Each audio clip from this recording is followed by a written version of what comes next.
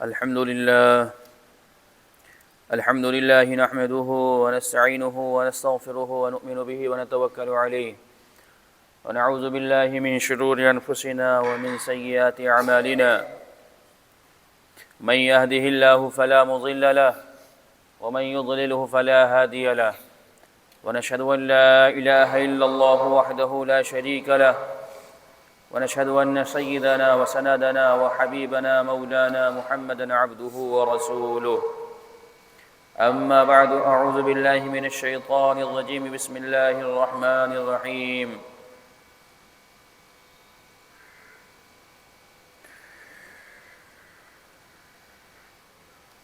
إنا نحن نزلنا الذكر وإنا له لحافظون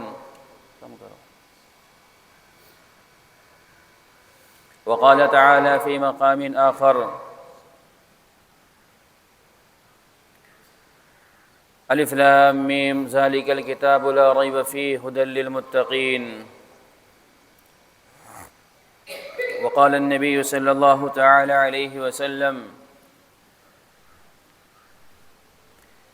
إن الله يرفع به أقواما ويزع به الآخرين أو كما قال عليه الصلاة والسلام میرے محترم بزرگوں، دوستوں، طلبہ عزیز،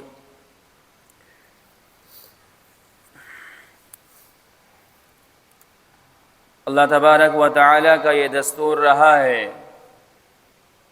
کہ اس نے جب انسان کو بنایا تو انسان کو بنانے کے بعد اسے زندگی کیسی بسر کرنی ہے اس کا طریقہ بھی بتایا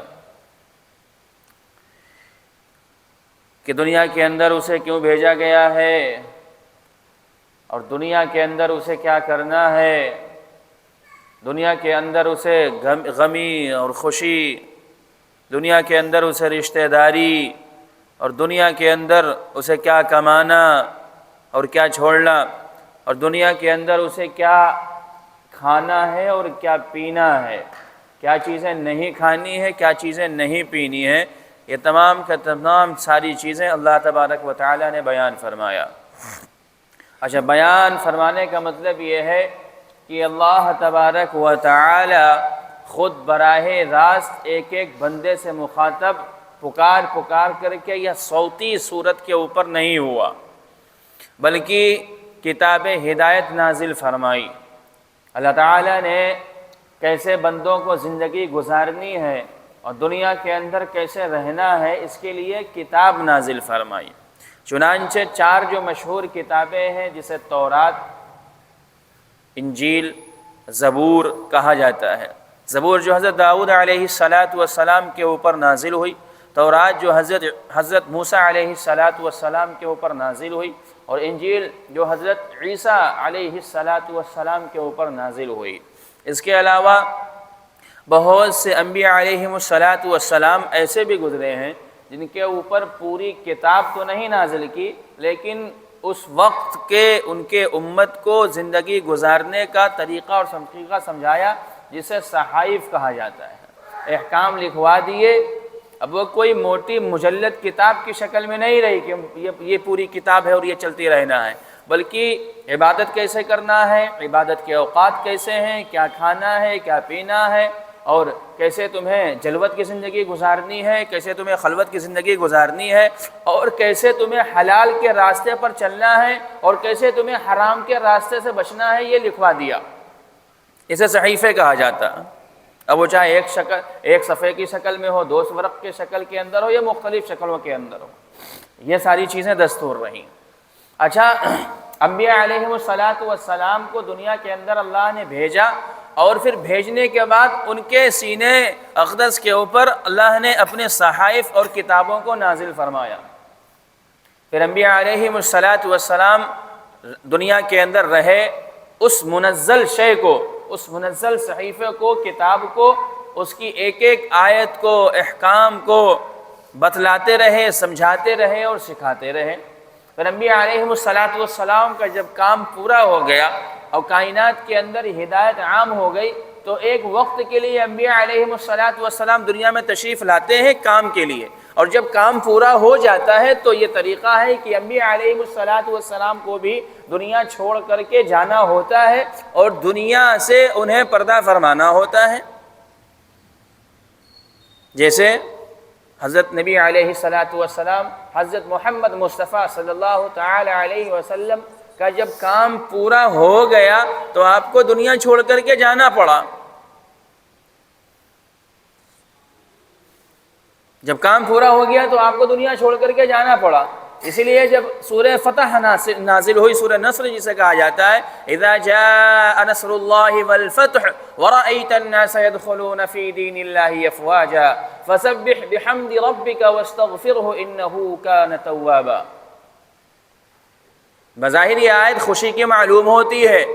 تمام صحابہ اکرام رضی اللہ تعالی عنہم اجمعین کہ اس آیت سننے کے بعد اور اس صورت کو نازل ہونے کے بعد، اس صورت کو سننے کے بعد انہوں نے خوشیاں منانا شروع کر دیا کہ اب تو لوگ گروپوں کے اندر دین اسلام میں داخل شروع ہو گیا ہونا.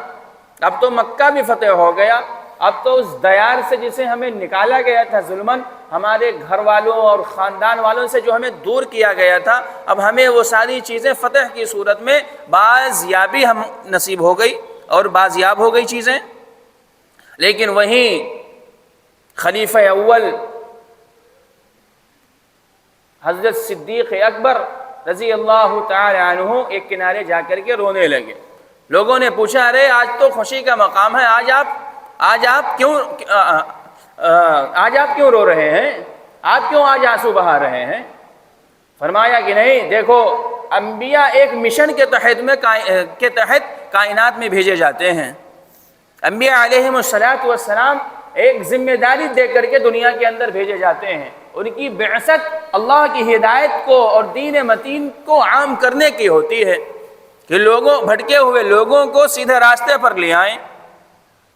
جو لوگ اللہ کی عبادت سے بھٹک گئے ہیں، شرک اور خرافات کے اندر مبتلا ہو گئے ہیں، جو لوگوں نے اپنے ہاتھ سے بنائے ہوئے جھوٹے خداؤں کو اور مورتیوں کی عبادت میں لگ گئے ہیں، ان کو ان اوثان اور ان بتوں کی اور ان پتھر کے بتوں کی عبادت سے نکال کر کے تمام کائنات اور انسان اور جن کو بنانے والے اللہ کی عبادت میں لگایا جائے. یہ انبیاء کا مشن اور کام ہوتا ہے. تو فرمایا اب کام پورا ہو گیا. اس صورت سے یہ معلوم ہوتا ہے کہ اللہ کی مدد آ گئی، ہدایت عام ہو گئی. اب لوگ شوق میں اسلام کی طرف داخل ہوں گے، اسلام میں، اور فوج در فوج، گروپ در گروپ آئیں گے اسلام کے اندر. فسبح بحمد ربک واستغفر. اس سے پتہ چلتا ہے کہ اب نبی علیہ السلام کے جانے کا وقت ہوا چاہتا ہے. اب آپ ذمہ داری سے سبکدوش ہو گئے اور بخوبی بحسن طریق آپ نے اپنی ذمہ داری کو پورا فرما دیا. اب آپ دنیا چھوڑ کر کے چلے جائیں گے جلد ہی. چنانچہ ہوا بھی 2-2.5 مہینے کے بعد آپ کو دنیا، اس آیت کے نازل ہونے کے بعد دنیا آپ چھوڑ کر کے آپ کو جانا پڑا. بہرحال انبیاء علیہم السلام جینے کا طریقہ اور سلیقہ اور رب کو راضی کرنے کا اور شیطان کو ناخوش کرنے کا طریقہ سجھانے آتے ہیں. دیگر صحیفے نازل ہوئے دیگر انبیاء علیہم السلام کے اوپر، اور دیگر کتب جو بتائی ابھی میں نے، تورات، زبور اور انجیل نازل ہوئی جو ہے نبیوں کے اوپر. لیکن یہ ساری کی ساری چیزیں کتاب اللہ تھی. اللہ نے ان کسی کی بھی کتاب کو اور اللہ نے ان کسی بھی جو ہے صحیفوں کو کلام اللہ کہہ کر کے نہیں خطاب کیا اور نہ کلام اللہ کا لفظ دیا. کتاب اور چیز ہے، کلام اور چیز ہے. کلام کیا ہے؟ جو اللہ کی ذات اقدس سے براہ راست نکلا ہوا جملہ ہو کہ ایک بارگی اللہ نے اسے لوح محفوظ پر اتار دیا، قرآن وہاں جمع اکٹھا، اور پھر لوح محفوظ سے 23 سال کی مدت میں تھوڑا تھوڑا کر کے اللہ کے نبی حضرت محمد مصطفیٰ صلی اللہ تعالی علیہ وسلم کے سینہ اقدس پر قرآن تھوڑا تھوڑا نازل ہوتا رہا. یہ کلام ہے، اسی لیے وہ کتاب ہے. جب وہ کتاب ہے تو پھر اللہ نے اس کی حفاظت کا وعدہ نہیں لیا تھا. چنانچہ دیکھ لیجیے آج کوئی بھی کتاب، چاہے عیسائی انجیل لیے پھرتے ہوں اور بتاتے ہوں کہ یہ آسمانی کتاب ہے، چاہے یہودی تورات لیے ہوں اور بتاتے ہوں کہ نہیں یہ جو ہے موسیٰ علیہ السلام کے اوپر اتری ہوئی وہی تورات تھی، جو آج یہی موجود ہے جو اتری تھی، لیکن سب کے اندر خرد اور برد ہو چکی، سب کے احکام تبدیل کر دیے گئے ان کے اندر، ان تمام کتابوں کے اندر۔ اچھا یہ بھی ایک اہم بات کہ کوئی بھی ایسی کتاب نہیں اتری دنیا کے اندر، اور کوئی بھی ایسا نبی نہیں آیا جس کو حضرت محمد مصطفیٰ صلی اللہ تعالی علیہ وسلم کے آنے کی بشارت نہ دے دی گئی ہو۔ آپ علیہ الصلاۃ والسلام کا زمان اور مکان، آپ علیہ الصلاۃ والسلام کی علامات، آپ علیہ الصلاۃ والسلام کی آمد کی پیشین گوئی سب کے اندر دی گئی۔ اور آپ علیہ الصلاۃ والسلام کی ذات تو آپ علیہ الصلاۃ والسلام کے جو صحابہ اکرام رضی اللہ تعالی عنہم اجمعین ہیں، ان کی بھی اوصاف دیگر کتابوں کے اندر اور صحائف کے اندر بتائے گئے کہ وہ نبی ایسے ہوں گے کہ ان کے صحابہ ایسے ہوں گے، ان کے ساتھی یوں قربانی دینے والے ہوں گے، یوں جسن اور سر دھڑ کی ان کے اوپر جو ہے جان فدا کرنے والے ہوں گے اور قربانی دینے والے ہوں گے، اور ایسے ان کے جانثار صحابی اور صحابی ہوں گے۔ جی قرآن سے بھی اس کا پتہ چلتا ہے۔ قرآن فرماتا ہے یعرفونہ کما یعرفون ابناءہم، یہ اہل کتاب اپنے آپ کو کہنے والے، یہ انجیل بردار، یہ تورات کے حامل، یہ دین اسلام کو اور یہ نبی علیہ الصلاۃ والسلام کی ذات کو ایسا ہی جانتے پہچانتے ہیں جیسے ایک باپ اپنے بیٹے کو جانتا ہے۔ یعرفونہ کما یعرفون ابناءہم۔ دوسری جگہ ارشاد فرمایا اللہ تبارک و تعالی نے ذالک مثلہم فی التوراۃ ومثلہم فی الانجیل۔ صحابہ اکرام رضی اللہ تعالی عنہ اجمعین کے بارے میں بتایا گیا کہ ان کی نشانی، یعنی نبی کے ساتھیوں کی نشانی اور علامات اور ان کے اوصاف تو انجیل اور تورات میں نے ذکر کر دیے ہیں۔ یہ ابو بکر اور عمر، یہ عثمان اور علی، یہ طلحہ اور زبیر، یہ سعد اور سعید، یہ عبد الرحمن بن عوف اور سعد بن الوقاص، یہ اور ابو عبیدہ بن جراح، یہ جتنے بھی آپ کے صحابی، ان کے اوصاف تو دیگر سابق کتابوں کے اندر میں نے ذکر کر دیا ہے۔ یعرفونہ کما یعرفون ابناءہم، یہ دونوں آیتوں سے قرآن کی یہ پتہ چلتا ہے کہ نبی علیہ الصلاۃ والسلام کی پیشین گوئی اور آپ کے ساتھیوں کی علامات اور پیشین گوئی دیگر سابق کتابوں کے اندر بیان کر دی گئی تھی، لیکن نبی بنی اسرائیل میں سے نہیں ہے، لیکن نبی ہماری ذات کا نہیں ہے، لیکن نبی ہمارے قبیلے اور ہماری برادری کا نہیں ہے، ہم نہیں ایمان لائیں گے ان کے اوپر۔ یہ اتنی خبیث قوم ہے یہودیوں کی کہ علامت دیکھ چکے ہیں انجیل کے فرمان کے مطابق اور انجیل میں بیان کردہ اصول کے مطابق تمام کی تمام چیزیں حضرت نبی علیہ الصلاۃ والسلام کی ذات پر فٹ آ رہی ہے مکمل، لیکن پھر بھی جانی دشمن بنے ہوئے ہیں۔ ہونا تو یہ چاہیے تھا کہ ایمان لے آتے، جب ساری نشانیاں پوری ہو رہی ہیں، جب ساری نشانیاں ابو بکر اور عمر کی پوری ہو رہی ہیں تو چاہیے کہ اس حقیقت کو مان لیتے، لیکن حقیقت کو نہیں مان رہے کہ ہماری برادری کا نبی نہیں آیا، یہ عرب کے اندر، یہ قریشیوں کے اندر، اور یہ عربی نبی کیسے آ گیا، یہ مکے کے اندر کیسے بعثت اس کی ہو گئی، نہیں مان رہے، حقیقت جانتے ہوئے نہیں مان رہے۔ یہ ان کی گندگی اور ان کے گندے ذہن اور گندے قلوب کی علامت ہے۔ بہرحال تو کتاب ہدایت، بات چل رہی کتاب ہدایت، اسی طریقے سے اللہ کے نبی علیہ الصلاۃ والسلام کے سینے اقدس کے اوپر 23 سال میں اللہ تبارک و تعالی نے کتاب اللہ نازل فرمایا، جو ہمارے اور آپ کے پاس ہے۔ یہ وہی کتاب ہے جو اللہ نے کائنات کے بننے سے پہلے، کیونکہ آپ علیہ الصلاۃ والسلام کی بعثت تو ہوئی سب سے آخر میں، لیکن کتاب کو اللہ نے اپنے ذات سے لوح محفوظ پر جب اتارا تو تمام کائنات کے بننے سے ہزاروں سال پہلے بنا دیا تھا، اور اس کے اندر مکے و مدینے کے اوصاف بیان کر دیے، ان کے اندر اللہ کے نبی علیہ الصلاۃ والسلام کے اوصاف بیان کر دیے۔ اس کتاب کے اندر لوح محفوظ میں جو قرآن ہے اس کے اندر آپ علیہ الصلاۃ والسلام کے صحابہ کے اوصاف بیان کر دیے۔ ابھی دنیا نہیں بنی ہے، پھر دنیا بننے کے بعد آدم علیہ الصلاۃ والسلام سے عیسیٰ علیہ الصلاۃ والسلام تک دنیا کو چلنا ہے اور ہزاروں سال گزرنے ہیں، لیکن آخر میں جو نبی آئیں گے ان کے اوصاف اور ان نبی کے جو ساتھی ہوں گے ان کے اوصاف سب کے سب اس کتاب کے اندر جو ابھی دنیا بنی نہیں ہے، دنیا بننے سے ہزاروں سال پہلے لوح محفوظ پر جو محفوظ کی گئی اس کے اندر درج تھے۔ یہ قرآن، یہ وہی قرآن ہے جو جبریل علیہ السلام لے کر کے آپ علیہ السلام کے سینے اقدس کے اوپر آئے۔ یہ وہی کتاب ہے جو ہم انسانوں کے لیے اور مسلمانوں کے لیے اور تمام انسانیت کے لیے تا قیام قیامت اللہ نے ایک روشن کتاب دے کر کے بھیجا، ایک دستور عمل بنا کر کے بھیجا، ذہن اور دماغ اور قلوب کو مجلہ اور مزکہ اور مصفح کرنے کے لیے اللہ نے کتاب ہدایت کو نازل فرمایا۔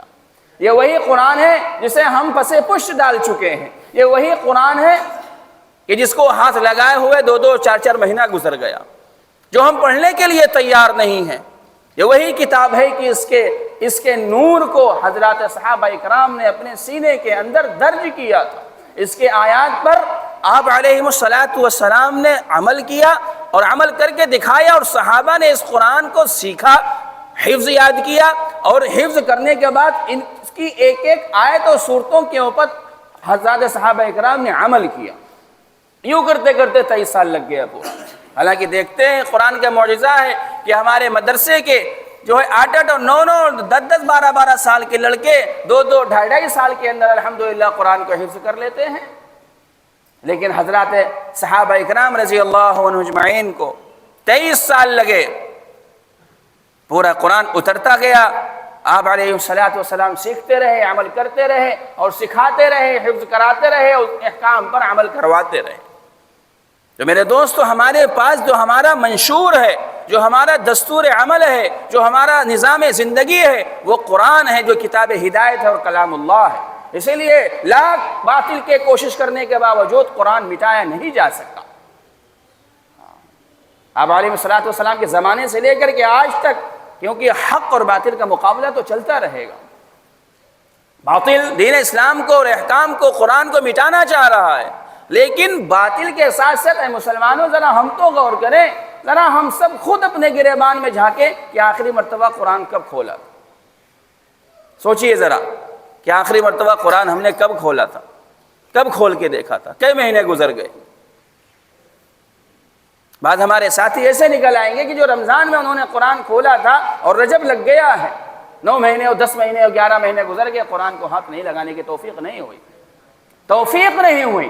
اگر ہم نماز نہیں پڑھنے جا رہے، اگر ہم دینی کام نہیں کر رہے، ہم قرآن نہیں کھول رہے، ہم زکوٰۃ نہیں دے رہے، ہم صدقہ اور خیرات نہیں کر رہے، ہماری طبیعت مسجد میں جانے کی نہیں کر رہی، تو اس میں ہمارے اعمال کی نحوست ہے۔ اللہ تعالیٰ کو کوئی ایسا عمل بڑا ناپسند ہو رہا ہے جو ہمیں توفیق نہیں دے رہا ہے۔ یہ ساری چیزیں توفیق سے ہوتی ہیں، اللہ کی طرف سے توفیق نہ ہو تو کوئی کچھ نہیں کر سکتا۔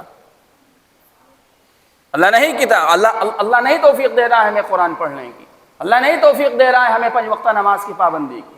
ذرا ہمیں اپنے گریبان میں جھانک کر کے دیکھنا چاہیے کہ آخر ہم کہاں جا رہے ہیں۔ قرآن جیسی چیز ہمارے پاس موجود ہے، لیکن ہم دیگر قوموں کی طرف اور دیگر چیزوں کی طرف اور دیگر لوگوں کی طرف، ان کی ہسٹریوں کی طرف دیکھتے ہیں۔ آپ علیہ السلام کا نمونہ اور آپ علیہ السلام کی مبارک زندگی ہمارے سامنے موجود ہے۔ کسی اور ذات کی طرف اور کسی اور شخصیت کی طرف مسلمانوں کو دیکھنے کی ضرورت ہی نہیں ہے۔ کلام جیسی کتاب ہمارے پاس موجود ہے، کلام اللہ جیسی کتاب ہمارے پاس موجود ہے، کسی اور کتاب کی طرف ہمیں دیکھنے کی ضرورت ہی نہیں ہے۔ قرآن ایک بابرکت کلام ہے، قرآن کتاب ہدایت ہے، قرآن بیمار اور روحانی مریضوں کے لیے شفا ہے، اور قرآن جسمانی مریضوں کے لیے بھی شفا ہے۔ ہمیں چاہیے کہ ہم قرآن پڑھیں، ترجمہ جانے نہ جانے قرآن کو پڑھیں، آسان زبان میں، ہر زبان کے اندر الحمدللہ کتاب موجود ہے۔ اردو نہیں جانتے ہیں، ہندی کا ترجمہ قرآن رکھ لیجئے اپنے پاس، انگریزی کا رکھ لیجئے، قرآن کم سے کم پڑھیے۔ کم سے کم ہم قرآن کے لیے اپنے اوقات میں سے 24 گھنٹے کے اندر، دن میں سے آدھا گھنٹہ نکال لیں، 15 منٹ نکال لیں، کم سے کم دیکھ تو لیں کہ قرآن اللہ ہم سے کیا کہہ رہا ہے، قرآن میں اللہ ہم سے کیا مخاطب ہو رہے ہیں، کیسا چاہتے ہیں کہ ہم بن جائیں۔ اللہ تبارک و تعالی ہمیں اپنا تعلق قرآن سے مضبوط کرنے کی توفیق عطا فرمائے، اور اللہ تبارک و تعالی کہنے سننے سے زیادہ خوب عمل کی توفیق عطا فرمائے۔ وآخر دعوانا الحمدللہ رب العالمین۔